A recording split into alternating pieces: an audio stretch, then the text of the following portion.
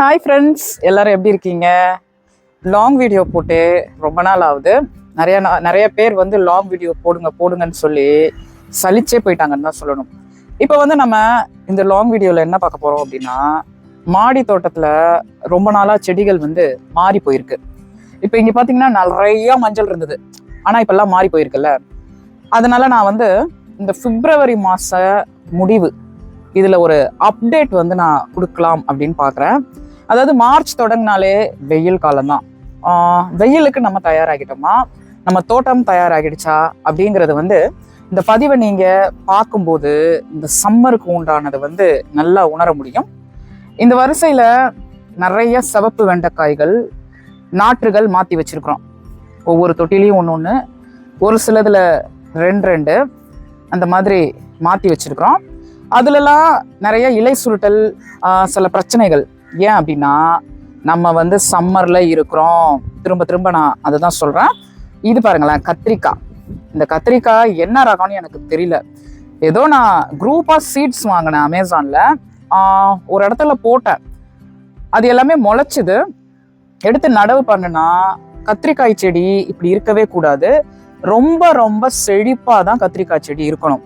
இந்த சென்னை மாடி தோட்டத்தில் வெயில் காலம் வருது பார்த்தீங்களா, அப்போ வந்து நம்ம என்னதான் அதுக்கு உண்டான கத்திரிக்காய் செடி வளர்த்தாலும் வெண்டைக்காய் செடி வளர்த்தாலுமே காய்கள் சிறுத்து போய் அதிகப்படியான பூச்சி வந்து ரொம்ப தொல்லையா இருக்கும்.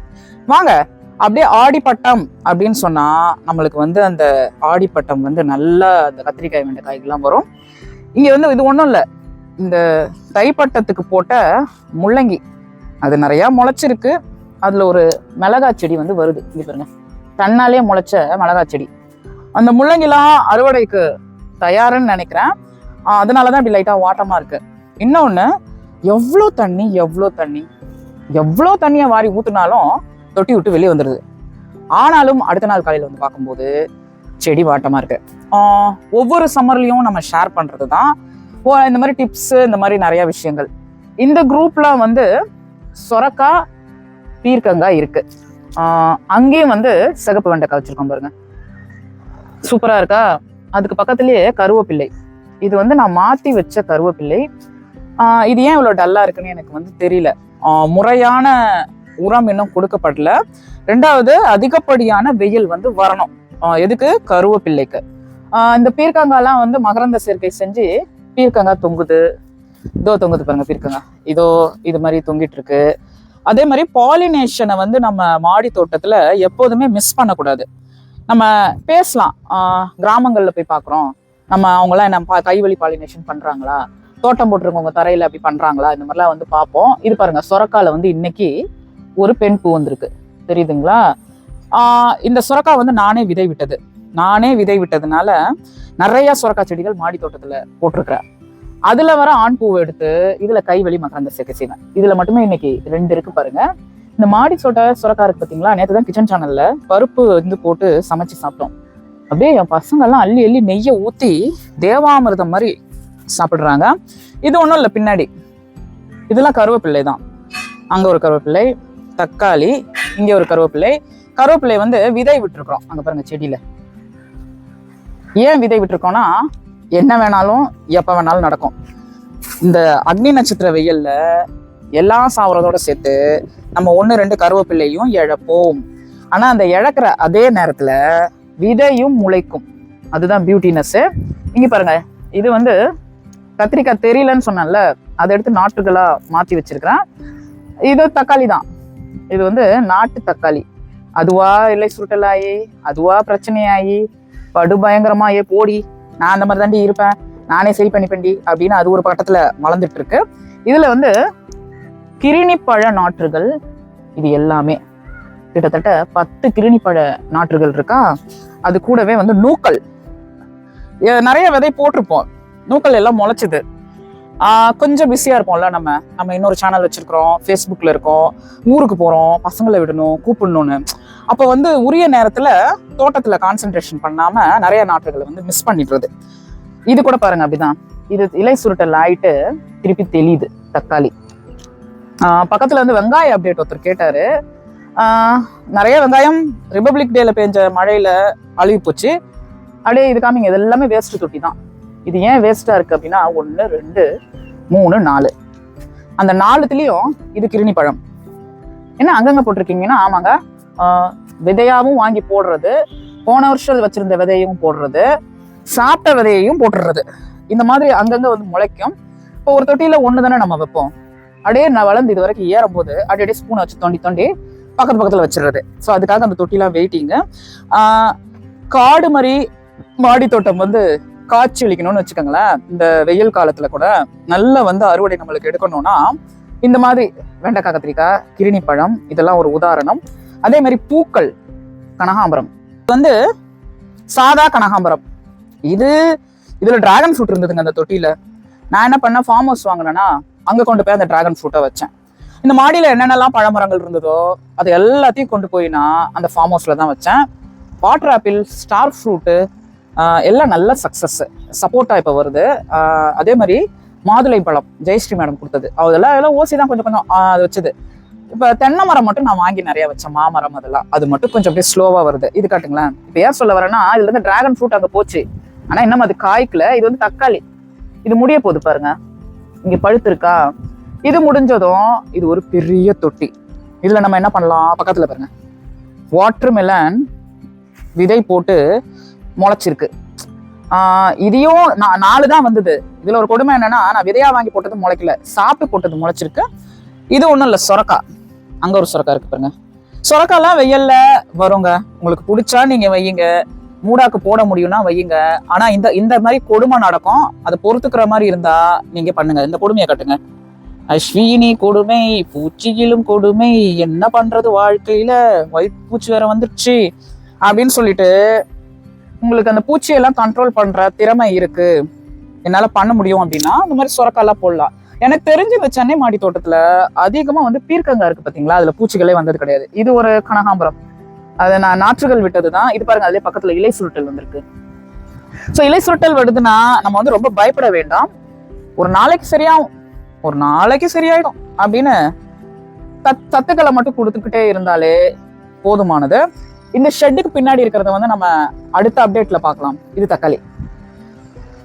அந்த ஷெட்டுக்கு உள்ள அப்படியே இப்படி வாங்க, அந்த தக்காளியை காமிச்சிட்டு. இது செவ்வந்தி பூ. இந்த செவ்வந்தி பூலாம் தண்ணி தான் ஊத்துறீங்களே மேடம், ஏன் மேடம் இப்படி ஆயிடுச்சு அப்படின்னு நீங்க நினைக்கலாம். இப்ப மார்ச் தொடங்க போகுதுன்னு நான் சொன்னேன் பாத்தீங்களா. நம்ம நிழல்ல வச்சிருந்தாலும் சரி, ஷெட்டு கடியில வச்சிருந்தாலும் சரி, ஷேட் நெட்ல வச்சிருந்தாலும், எப்படி இருந்தாலுமே இந்த ரோஜா, அப்பா ரோஜான்னு சொல்லும் போதே எனக்கு அடி வயிறுலாம் டெஸ்ட் எழுத போற மாதிரி கலங்குது. அவ்வளவு கொடுமை அந்த ரோஜாவை நினைச்சா. ஏன்னா வந்து சென்னை கிளைமேட் வராது. ஸோ அந்த மாதிரி அந்த பூக்கள் வந்து வாடிடும். அவ்வளவுதான். ஒரு மார்ச் 15ஆம் தேதி வரைக்கும் கொஞ்சம் கொஞ்சம் பூத்துட்டு, ஏப்ரல் மாதத்தில் வெயில் காலத்தில் ஏமாந்து போனோமே அதுதான் நடக்கும் அப்படின்னு அந்த மாதிரி ஆயிடும் அது. ஆனா நம்ம பாதுகாத்து வச்சிருந்தா அடுத்த சீசன் இருக்கு பாத்தீங்களா. அதாவது செப்டம்பர்ல மழை தொடங்கும், அப்புறம் அக்டோபர்ல நல்ல சீசன் வரும். ஒரே கட்டிங்ஸா குச்சி குச்சி குச்சி குச்சி குச்சியா நட்டி வச்சோம்னா நிறைய செவந்தி பூக்கள் வரும். மாலையா கட்டலாம், திருவிடந்தை எடுத்துட்டு போகலாம், பெருமாளுக்கு போடலாம். இதை காமிங்க. இங்க வாங்க, தக்காளி. இந்த தக்காளி எல்லாம் வந்து தைப்பட்டத்துக்கு வச்சது. இந்த தக்காளி நீங்க பாக்குறது, பீட்ரூட் பாக்குறது. இங்க வாங்க, இப்படி வாங்க, இது இருக்கு பாருங்க. இது சம்மர் ஸ்னோ என்னோடது பழசு. இது கூட அதுதான் பீன்ஸ். இதெல்லாம் வந்து ஜான்வரியில வச்சது அப்படியே நிக்குது. இது ஏன் நிக்குதுன்னு எனக்கும் தெரியல, யாருக்கும் தெரியல. மற்றபடி இப்படியே வந்தா இது வந்து வெள்ளரிக்காய். வெள்ளரிக்காய்லாம் ஃபுல்லா பவுடரி மைல்டு. என்ன இந்த மாதிரி திடீர்னு நல்லா தானே பேசிட்டு இருந்தது, திடீர்னு எதுவும் ஆயிடுச்சு அப்படின்னு நினைக்காதீங்க. ஒரு வெள்ளரிக்காய் பறிச்சு சாப்பிட்டோம், ஒரே கசப்பு. அதுக்கப்புறம் பார்த்தா இப்படிதான் வருது வெள்ளரிக்காய்லாம். இங்க காட்டுங்க, உருண்டையா வந்திருக்கு. இது ஒண்ணா. இதுலயே ஒரு சுரக்காவை பாருங்க. இதை வந்து நான் விதை தான் விட போறேன். ஏன்னா இத்தனோண்டு சுரக்காவை நான் அறுவடை பண்ணி இதை நான் சாப்பிட்டு நான் எதுவும் பண்ண போறதில்ல. அதனால நான் அதை விதைக்கு தான் விட போறேன். அந்த மாதிரி இந்த வெள்ளரிக்காவோட கதை. புடலங்காய்லாம் பாருங்களேன், அதுவா வந்து ஏதோ ஒண்ணு ஒழுங்காவே ஃபார்ம் ஆகாம அப்படி வந்துட்டு இருக்கு. இங்க வந்து பார்த்தோம்னா நிறைய சேப்பங்கிழங்கு இருக்கு. காட்டுங்க, இது சேப்பங்கிழங்கு, இதுவும் சேப்பங்கிழங்கு. அது அப்படியே பார்த்தா வெண்டைக்காய், பச்சை வெண்டைக்காய். இதுல வந்து விதை விட்டுருக்கேன் பாருங்க. நீங்க நிறைய சிகப்பு வெண்டைக்காய் பார்த்துருப்பீங்க நான் நாற்றுகளா விட்டு. ஸோ வந்து பச்சை வெண்டைக்காவும் அறுவடை பண்ணணும்ல, அதனால விதை விட்டுருக்கேன். இத தொட்டிகள், இந்த வெள்ளரிக்காய் தொட்டியோ இல்ல வந்து ஏதோ ஒரு செவந்திப்பூ தொட்டியோ, நிறைய தொட்டிகள் கிடைக்கும் வெயில் காலத்துல. நல்லா கலந்துட்டு இருக்க கத்திரிக்காவே செத்து போயிடும். அந்த மாதிரி இருக்கிறப்போ நம்ம இதை வந்து இந்த நாற்றுகள் இருக்கு பார்த்தீங்களா, நீங்க இதுக்குள்ள வந்துருங்க, நான் எக்ஸ்பிளைன் பண்றேன். இந்த நாற்றுகள் இருக்கு பார்த்தீங்களா, இதெல்லாம் நம்ம இந்த பச்சை வெண்டைக்காய் நாத்து இதெல்லாம் வந்து எடுத்து வைக்க முடியும். யானை காது அவரை அப்படின்னு ஒரு சப்ஸ்கிரைபர் சொன்னாங்க. நிறைய அறுவடை பண்ணி நிறைய சாப்பிட்டுட்டேன். ஒரே ஒரு விதை கிடைச்சது, பக்கத்துல வச்சு விட்டேன். இதை காமிங்க, இதை பாருங்க, திரும்பவும் வருது. எப்படி விதை வைத்தாலும் என்ன நடந்தாலும் இந்த அவரைக்காலாம் ஏப்ரல் 30ஆம் தேதியோட வீட்டை காலி பண்ணிடும். அதாவது மாடி தோட்டங்கிற வீட்டை வந்து காலி பண்ணிடும். என் எக்ஸ்பீரியன்ஸ்ல நான் சொல்றேன், அது எப்படிப்பட்ட அவரைக்காயா இருந்தாலும் செப்டம்பர் பாதியில முளைச்சு சென்னை மாடி தோட்டத்துல ஏப்ரல் எண்டில் வந்து முடிஞ்சிடும். இது நான் சும்மா விதைக்கு விட்டுருக்கேன், பார்க்கலாம் அப்படின்னு, இல்லைன்னா அறுவடை பண்ணி கூட சாப்பிடலாம். அதை காமிங்க, ஏகப்பட்டது தொங்கிட்டு இருக்கு பாருங்க. அதுல கிட்ட எடுத்துட்டு போய் காமிங்க, நிறைய தொங்குது பாருங்க. தெரியலையா? மேல தொங்குது பாருங்க. கேமராமேனுக்கு சரியா தெரிய மாட்டேங்குதுன்னு நினைக்கிறேன். அதேதான், காமிங்க. இப்ப இதை நான் வந்து விதைக்கு விடுறதா என்ன பண்றதுன்னு எனக்கு தெரியல, பாப்போம். இது வந்து நார்மலா பூக்கும் பாத்தீங்களா, ஒரு டிசம்பர் பூ. இதை நான் என்ன பண்ணேன், டிசம்பர் மாசம் தொடங்குச்சு, பார்த்தா இந்த கலர் ஒரே ஒரு செடி தான் இருந்தது. ஐயோ, இது எனக்கு ரொம்ப பிடிக்கும். இது நான் நிறைய பூ மாதிரி கட்டி எல்லா கலர் டிசம்பரையும் தலையில வச்சு லாஸ்டா நான் ஒரு லாங் வீடியோ போட்டிருந்தேன், பாருங்க, கடைசி வீடியோ அதுதான். அதுல வந்து இந்த மாதிரி நான் என்ன பண்ணேன், இது நிறைய வேணும்னு சொல்லிட்டு ஏகப்பட்ட கட்டிங்ஸை போட்டு ஒரு பெரிய தொட்டி ஃபுல்லா இது வளருது. இதுக்குள்ள ஒரு கனகாம்பரம் இருக்குங்க. இது ஒரு கனகாம்பரம் செடி தான். அது பக்கத்துல வந்து இது பெங்களூர் தக்காளி. இது வளர்றதை பார்த்தாலே தெரியுது.